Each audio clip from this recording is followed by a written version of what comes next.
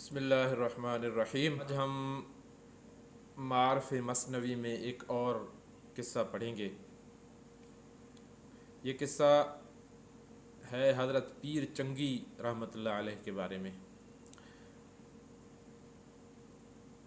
شرح مثنوی شریف میں یہ جو معارف مثنوی مولانا رومی رحمۃ اللہ علیہ کی ہے، اس میں وہ ایک قصہ لکھتے ہیں کہ خلافت حضرت عمر رضی اللہ تعالیٰ عنہ کے زمانے میں ایک شخص خوش الحان چنگ بجایا کرتا تھا۔ اس کی آواز پر مرد، عورت، بچے بھی قربان تھے۔ اب اگر کبھی مست ہو کر گاتا ہوا جنگل سے گزر جاتا تو چرندے پرندے اس کی آواز سننے کے لیے جمع ہو جاتے۔ رفتہ رفتہ جب یہ بوڑھا ہوا اور آواز پیری کے سبب بدی ہو گئی تو عشاء کی آواز بھی رفتہ رفتہ کنارہ کش ہو گئے۔ اب جدھر سے گزرتا کوئی پوچھنے والا نہیں تھا۔ نام، شہرت سب رخصت ہو گئے اور ویرانہ گمنامی میں مثل بوم ٹکرانے لگا اور فاقوں پر فاقے گزرنے لگے۔ خلق کی اس خود غرضی کو سوچ کر ایک دن بہت مغموم ہوا اور دل میں کہنے لگا، اے خدا، جب میں خوش آواز تھا تو مخلوق مجھ پر پروانہ وار گرتی تھی اور ہر طرف میرے خاطر تواضع ہوتی تھی۔ اب بڑھاپے سے آواز خراب ہو گئی ہے تو یہ ہوا پرست اور خود غرض لوگ میرے سائے سے بھی گریزاں ہو گئے ہیں۔ ہائے ایسی بے وفا مخلوق سے میں نے دل لگایا، یہ تعلق کس درجہ فریب تھا۔ کاش میں آپ کی طرف رجوع ہوتا اور اپنے شب و روز آپ ہی کی یاد میں گزارتا اور آپ ہی سے امیدیں رکھتا تو آج یہ دن نہ دیکھتے۔ پیر چنگی دل ہی دل میں نادم ہو رہا تھا اور آنکھوں سے آنسو بہہ رہے تھے کہ اچانک جذب غیبی نے اس کے دل کو اپنی طرف کھینچ لیا۔ پیر چنگی نے ایک آہ کھینچی اور خلق سے منہ موڑ کر دیوانہ وار مدینہ منورہ کے قبرستان کی طرف روانہ ہو گیا اور ایک پرانی شکست قبر کے غار میں جا بیٹھا۔ روتے ہوئے اس نے حق تعالیٰ سے عرض کیا کہ اے اللہ، آج میں تیرا مہمان ہوں۔ جب ساری مخلوق نے مجھے چھوڑ دیا تو اب بجز تیری بارگاہ کے میرے لیے کوئی پناہ گاہ نہیں ہے اور بجز تیرے کوئی میرا اس آواز کا خریدار نہیں ہے۔ اے اللہ، آشنا بیگانہ ہو چکے اور اپنے پرائے ہو چکے، اب سوائے آپ کے میری کوئی پناہ گاہ نہیں ہے۔ اے اللہ، میں نے بڑی امید لے کر آپ کی بارگاہ میں حاضر ہوا ہوں کہ اپنی رحمت سے مجھے نہ ٹھکرائیے۔ حضرت حکیم الامت حضرت حکیم محمد اختر صاحب نے اس کو اپنی مثنوی کی تشریح میں اپنے شعروں میں یوں بیان کیا ہے کہ پیر چنگی نے دعا کی، اے خدا، خلق پروانہ تھی جب تھا خوش نوا، اب تمسخر ہے میری آواز کا، رائے غاں ہے فن یہ چنگو ساز کا، اب مدد مجھ کو تیری درکار ہے، فن موسیقی میرا بیکار ہے، آشنا ہے مثل اب بیگانہ گاں، در سے عبرت ہے میری سب داستاں، پیر چنگی گرچہ بد کردار ہے پر بڑی عالی تیری سرکار ہے، اے پناہ ما حریم کوئی تو، من بامید رسیدم سوئے تو، کوئی دروازہ نہیں تیرے سوا، چھوڑ کر تجھ کو کہاں جاؤں بھلا، ناخن تدبیر گھس جانے کے بعد پروے اسباب جل جانے کے بعد، پس تیری جانب سے اب میری نگاہ، ناؤ میں میری پار ہو از فضل شاہ۔ یہ پیر حکیم محمد اختر صاحب نے اپنے پیر چنگی کی اس آواز کو اپنی شعروں میں بیان فرمایا ہے۔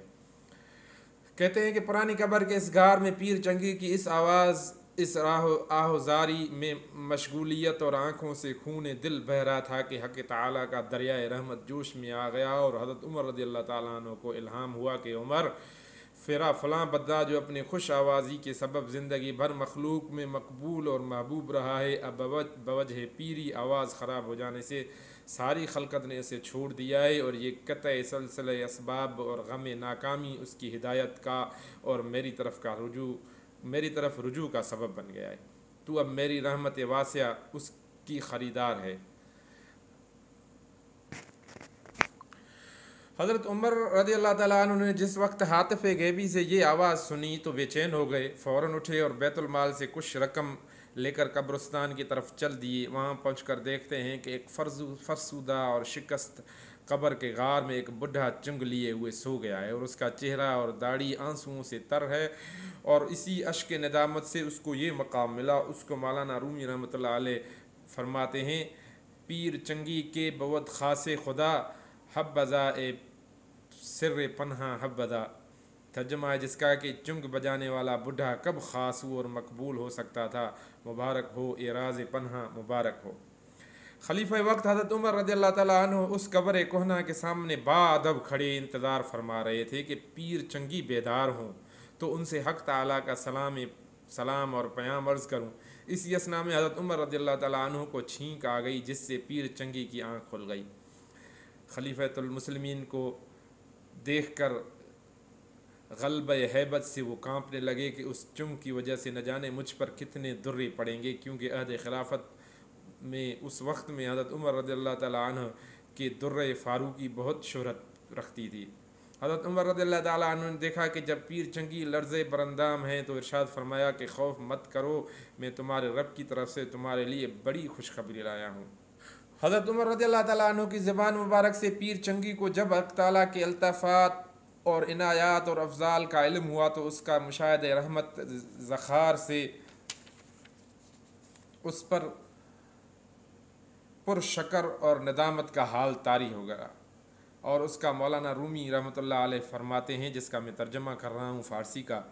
مولانا رومی فرماتے ہیں کہ حضرت عمر رضی اللہ عنہ کی زبان مبارک سے پیر چنگی کو جب حق تعالیٰ کے التفات اور عنایات اور عطا اور انعامات کا علم ہوا تو اسے غلبہ حیرت اور شکر اور ندامت سے کانپنے لگا، اپنے ہاتھ کو ندامت سے چبانے لگا اور اپنے اوپر غصہ ہونے لگا۔ اپنے غفلت اور حق تعالیٰ کی رحمت کا خیال کر کے ایک چینخ ماری اور کہا کہ اے میرے آقا بے نظیر، اپنی نالائکی اور غفلت کے باوجود آپ کی رحمت بے مثال کو دیکھ کر میں شرم سے پانی پانی ہو رہا ہوں۔ جب پیر چنگی خوب رو چکا تو اس کا درد حد سے گزر گیا تو اپنے چنگ کو غصے سے زمین پر پٹک کر ریزہ ریزہ کر دیا اور اس کو مخاطب کر کے کہا کہ تو نے ہی مجھے حق تعالیٰ کی محبت اور رحمت سے محبوب رکھا تھا، تو نے ہی شاہ راہ حق سے میری رہزنی کی تھی، اور تو نے ہی 70 سال تک میرا خون پیا، یعنی تیرے ہی سبب لہ اور لعب اور نافرمانی کرتے کرتے بوڑھا ہو گیا، اور تیرے ہی سبب میرا چہرہ حق تعالیٰ کے سامنے سیاہ تھا۔ اس مرد پیر کی گریہ وزاری اور آہ و بکا سے حضرت عمر رضی اللہ تعالیٰ عنہ کا کلیجہ منہ کو آ رہا تھا اور آپ کی آنکھیں اشکبار ہو رہی تھی۔ آپ نے فرمایا، اے شخص، تیری گریہ وزاری تیری باطنی ہوشیاری کی دلیل ہے، تیری جان حق تعالیٰ کے قرب سے زندہ اور روشن ہو گئی ہے، کیونکہ حق تعالیٰ کی بارگاہ میں گنہگار کے آنسوؤں کی بڑی قیمت ہے۔ یہ واقعہ تھا پیر چنگی رحمۃ اللہ علیہ کا۔ مولانا حکیم محمد اختر صاحب ترجمے میں اس کے فائدے میں فرماتے ہیں کہ اس واقعے سے معلوم ہوتا ہے کہ انسان کو اپنے کسی بدحالی کی وجہ سے نا امید نہیں ہونا چاہیے اور ہمیشہ حق تعالیٰ کی رحمت سے امیدوار ہونا چاہیے۔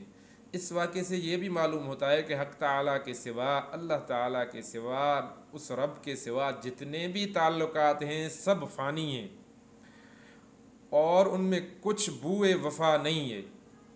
صرف اللہ تعالیٰ کی ذات پاک ایسی کریم اور حی اور قیوم ہے جو ہر حال میں اپنے بندوں کی خریدار ہے۔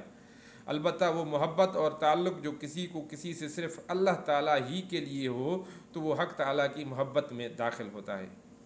اللہ تعالیٰ سے دعا ہے کہ ہمیں اس واقعے سے سبق حاصل کرنے کی توفیق عطا فرمائے، اپنی محبت، اپنا عشق اپنی طرف رجوع عطا فرمائے، اور یہ قوت، ایمانی قوت عطا فرمائے اور ہماری آخرت سنوارے۔